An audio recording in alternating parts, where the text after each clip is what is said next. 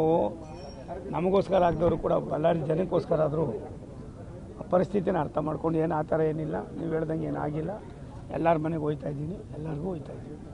ಆ ಥರ ಏನೇನು ಇಲ್ಲ. ಒಂದು ಹೇಳ್ತೀನಿ ಕೇಳಿ, ನಾನು ಬರ್ತೀನಿ ವಾಪಸ್ ಹೋಗ್ತೀನಿ ಅಲ್ವಾ ಹೇಳಿ. ನಾವೆಲ್ಲ ಏನಿಲ್ಲ ಪರ್ಮನೆಂಟಾಗಿ ಇರೋರಲ್ಲ, ಹಾಗಾಗಿ ಪರ್ಮನೆಂಟಾಗಿ ಇರಬೇಕಾದ್ರೆ ಅವರೇ ಒಟ್ಟಾಗಿ ಇರೋದ್ರಿಂದ ಏನಾಗಿತ್ತು, ಒಟ್ಟಾಗಿ ಇಲ್ದವ್ರು ಏನಾಗಿದೆ ಅನ್ನೋದು ಎರಡೂ ನಿಮಗೆ ಗೊತ್ತಾಗಿದೆ. ಎಲ್ಲವೂ ಸರಿ ಹೋಯ್ತದೆ, 100ಕ್ಕೆ 200. ನಾನು ಇವತ್ತು ಬಂದಿರೋದು ರೈಲ್ವೆ ಇಲಾಖೆಯ ಪ್ರಗತಿಯನ್ನು ಇದು ಮಾಡೋದಕ್ಕೆ. ವಿಶೇಷವಾಗಿ ಬಳ್ಳಾರಿ ಜಿಲ್ಲೆಗೆ ಸಾಕಷ್ಟು ಅನಾನುಕೂಲ ಆಗಿದೆ ಅನ್ನೋದನ್ನು ರಾಮುಲು ಅವರು ಮತ್ತು ಸೋಮಶೇಖರ್ ಅವರು ಈ ಅಕ್ವಿಜೇಷನ್ ಏನು ಪ್ರೋಸೆಸ್ ಆಗ್ತಾಯಿದೆ ಅದನ್ನು ಕೂಡ ದೂರವಾಣಿ ಮುಖೇನ ಹೇಳಿದ್ರು. ಅದಾದಮೇಲೆ ನಮ್ಮ ಜಿಲ್ಲಾಧ್ಯಕ್ಷರು ಫೋನ್ ಮಾಡಿದ್ರು, ಪ್ರೆಸ್ ಮೀಟ್ ಮಾಡಬೇಕು, ನಮಗೆ ಒಂದಷ್ಟು ಸದಸ್ಯತಾ ಅಭಿಯಾನ ಮಾಡಬೇಕು ಅಂತ. ಬಂದಿದ್ದೀವಿ, ಮಾಡ್ತೀವಿ.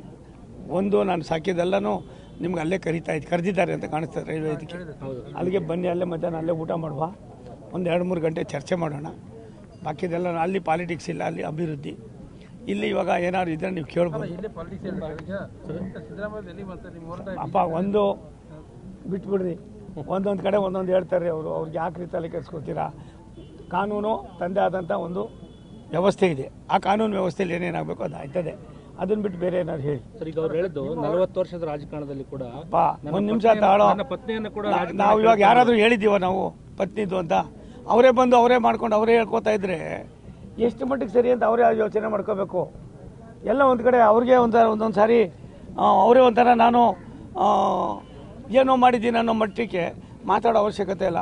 ಆ ತಾಯಿ ಬಗ್ಗೆ ಯಾರಿಗೂ ಕೂಡ ನಾನು ನಿಮ್ಮೆಲ್ಲರಿಗಿಂತ ಹತ್ತಿರದಲ್ಲಿ ನೋಡಿದ್ದೀನಿ.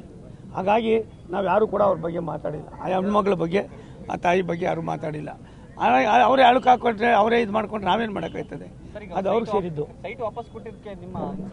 ನೋಡ್ರಿ, ಅದೆಲ್ಲ ಏನೇನು ಬೇಕೋ ಎಲ್ಲ ಹೇಳ್ಬಿಟ್ಟಿದ್ದೀವಿ. ಪದೇ ಪದೇ ಹೇಳೋ ಅವಶ್ಯಕತೆ ಇಲ್ಲ. ತೀರ್ಮಾನ ಅವ್ರ ಪಾರ್ಟಿಗೆ ಬಿಟ್ಟಿದ್ದು. ನಾವು ಏನೇನು ಗಡುವು ಕೊಡಬೇಕು ಕೊಟ್ಟಿವಿ. ಅದಾದ ನಮ್ಮ ತೀರ್ಮಾನ ನಾವು ಮಾಡ್ತೀವಿ, ಅವ್ರ ತೀರ್ಮಾನ ಅವ್ರು ಮಾಡ್ತಾರೆ. ಕಾನೂನು ತನ್ನ ಕೆಲಸನ ತಂದು ಮಾಡ್ತಾರೆ. ಅದು ಬಿಟ್ಬಿಡಿ. ಇವಾಗ ನೆಕ್ಸ್ಟ್ ಯಾವ್ದಾದ್ರು ಕ್ವಶನಿಗೆ ಅದು ಬಿಟ್ಬಿಡಿ. ಆಯ್ತು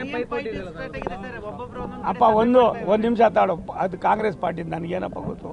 ನಾನು ಭಾರತೀಯ ಜನತಾ ಪಕ್ಷದ ನಮ್ಮೆಲ್ಲರ ಸರ್ವೋಚ್ಚ ನಾಯಕ ನರೇಂದ್ರ ಮೋದಿಯವರ ಒಂದು ಕ್ಯಾಬಿನೆಟ್ನಲ್ಲಿ ಒಬ್ಬ ಮಂತ್ರಿಯಾಗಿ ರೈಲ್ವೆ ಇಲಾಖೆಯ ಪ್ರಗತಿಯನ್ನು ನೋಡೋದಕ್ಕೆ ಬಂದಿದ್ದೀನಿ.